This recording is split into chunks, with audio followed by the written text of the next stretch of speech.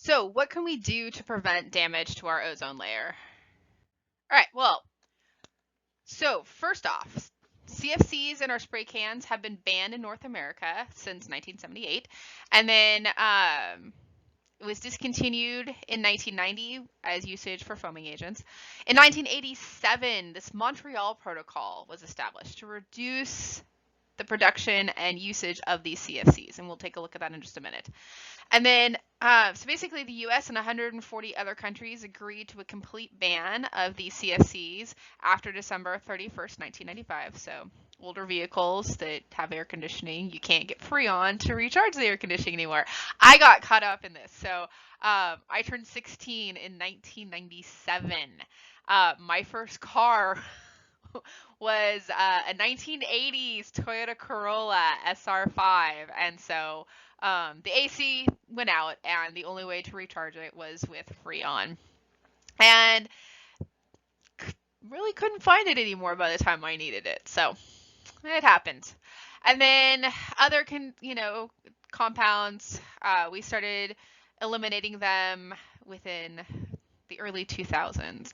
And so other countries are scheduled to phase out these CFCs by 2030.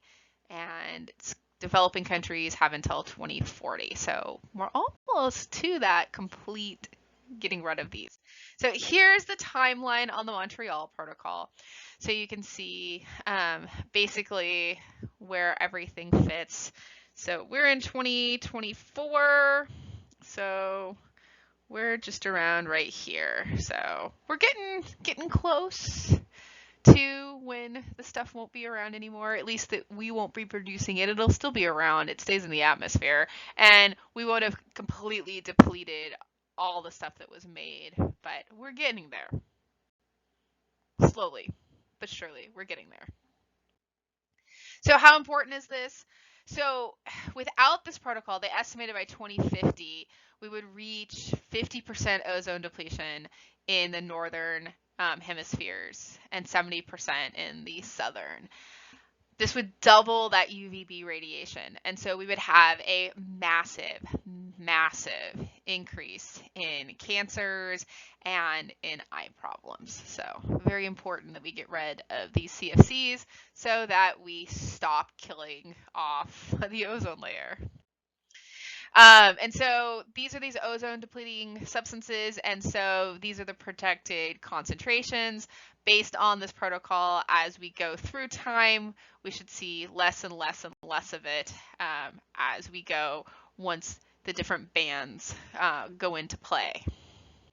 Okay, and so just to kind of understand, CFCs were invented back in 1928, less than 100 years after invention.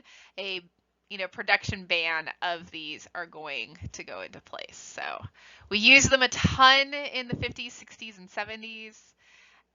Early 70s, though, we started figuring out, well, this stuff's in the atmosphere.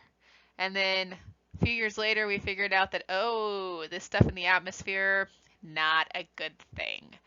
And so we started really working in earnest to get rid of these CFCs because they're bad news. They don't bring about anything good once they get released out into the atmosphere. So we're making progress, slowly but surely. We'll get there eventually. And then hopefully we won't unleash anything else like CFCs into our atmosphere, but who knows what'll be invented next. Hopefully we will be able to test it and understand what it does before we release it, but we'll see.